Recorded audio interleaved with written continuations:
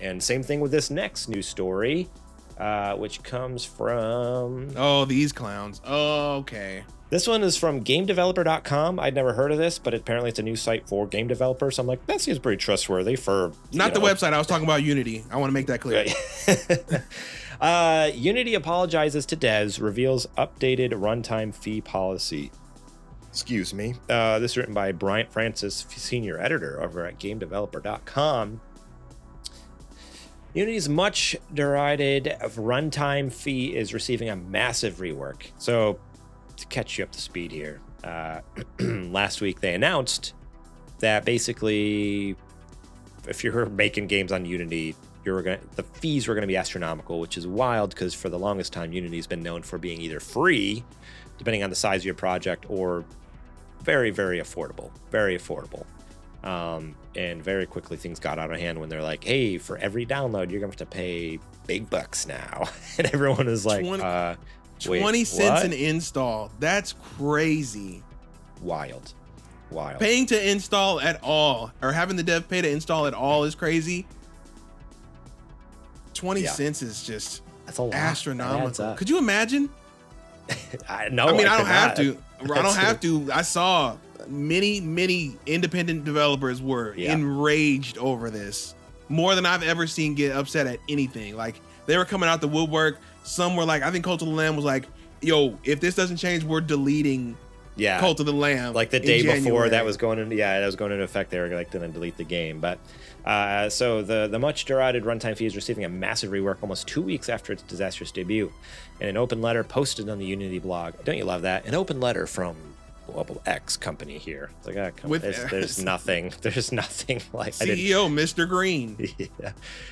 The company formally apologized for the chaos sowed since the announcement and revealed massive changes to the policy in response to a week of negative feedback from the game development community.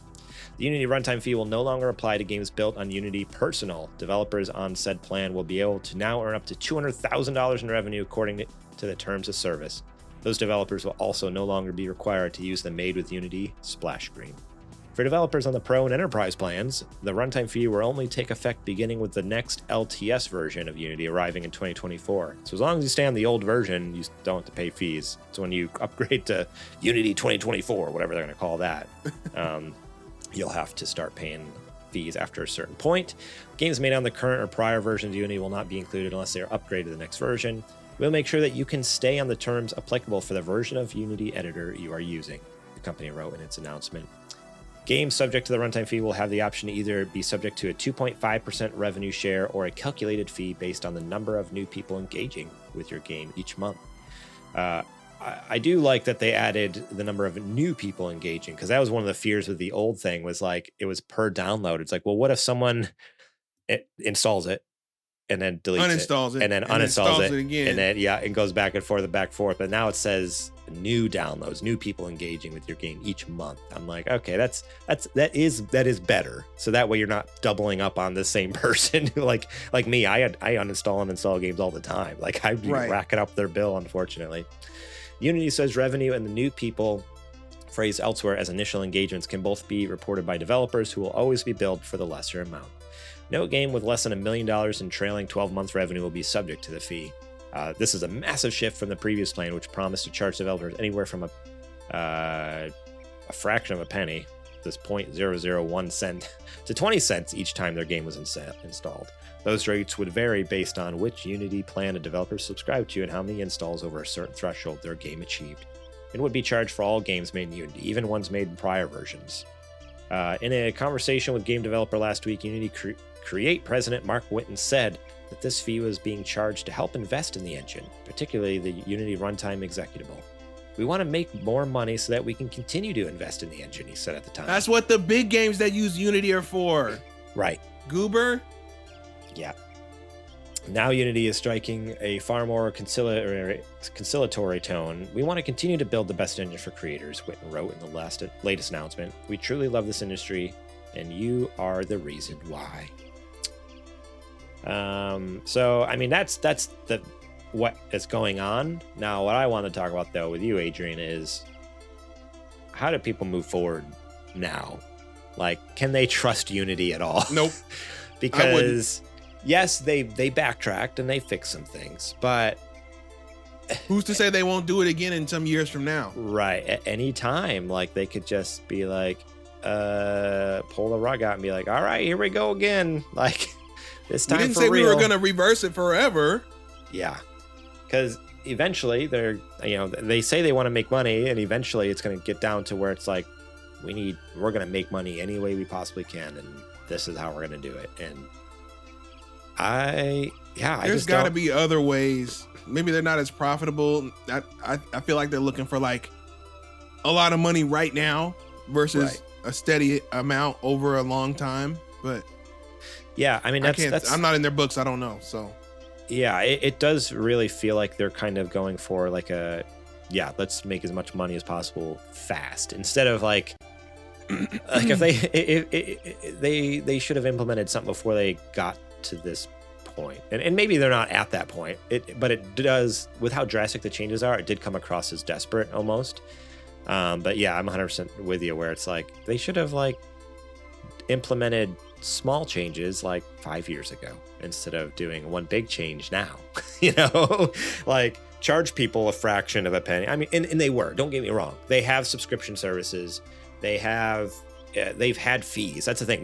Fees is not new. It's just the drastic change from how little they were to how much they were. It's like there's a way to ease people into this and to, because it was a fraction of a cent before. That's why you track analytics, and that's why you have people who can forecast your numbers and all this stuff. Like, so that way you can like be like 5 years out and be like, you know what, or even like a couple years out and be like, you know what, maybe we should start heading this direction. So that way in this many years, we're good, and then we can bump it up again. In a few more years, we bump it up again. Like that's just normal business. That's not even like, that's just being a good business person. Like when I worked in a pest control company, like that's what we do. Like every so many months or whatever, we time it out and be like, all right, we're gonna raise your prices a little bit more. But the next thing you know, like eventually, like people are cool with it. They're not on board with it because that's just how business works. Like you just keep raising your prices and you do it a little bit incrementally, and people don't care and they don't notice and they're fine with it. And as long as you keep giving them good quality service, which Unity does, Unity gives a good quality product. Like people are fine with paying that, but they're not fine when it's all of a sudden it's like, hey, we were charging you $10 a month and now it's going to be 60. It's like, what? Right. What? Whoa. What's going on here? Who are you, PlayStation? Yeah, right. So yeah, I don't know. This is just wild that they just thought they were going to get away with that. That's all. I just don't know what headspace they were in where they were like, yeah, this is going to work. At the end of the day, I'm just glad that they walked it back, for the people who are already heavily invested into Unity. I would probably say if you are a new developer or if you're a developer getting ready to start a new project, I would maybe take the time to look into my options and learn other engines if need be. Yeah. Hopefully that this doesn't set a precedent for other engine developers to try to, follow suit in this. Well, I mean, they could, don't get me wrong, like anyone can do anything, but I doubt they would because of the heavy negative backlash that Unity got. Everyone's probably watching and being like, ooh, we're not doing that. Right. But then on the other hand, a lot of the other developers or the game engines, they already charge more than Unity. That's why so many people used Unity, because they were one of the cheaper ones while still giving you a lot of powerful tools. Like compared to Unreal, like Unreal takes a big cut. And like I've looked into Unreal before when I was thinking about making a game like 6 years ago.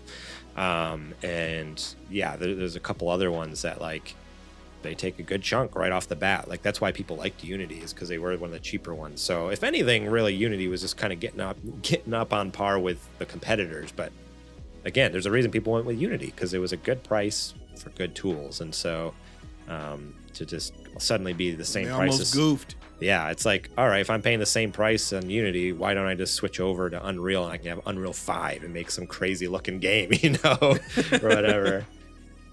But yeah, we'll see. We'll see what happens. See how long these changes stick. But hopefully they don't try to pull this again. I don't know. Or if they do, at least like Nice and easy, nice and slow. Work yourself into Right. it. Don't have to go cold turkey, you know?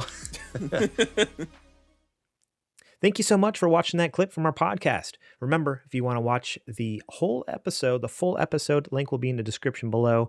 You can click on that and check it out. We got listener questions. We got more news segments. We got what you playing. We got a lot of fun things. So yeah, more than just the news. There's a lot more to the show that you should go check out. So remember, click that link in the description. Check out that full episode.